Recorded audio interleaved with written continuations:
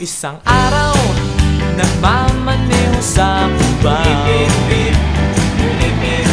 aking nakita, babaeng saksakan ng ganda. Sinundan ko ang kotse, sinasakyan niya. Hindi ko nakitang may dumarating pala. Hindi ko naiwasan, kami bigla nagkabanggaan. Nung magkamalay, ay nasa ospital na ako.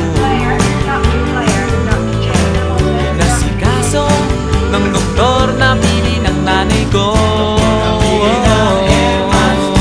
Biglang-bigla na lang ang nurse nandyan na, at para kong nakitang anghel sa ganda.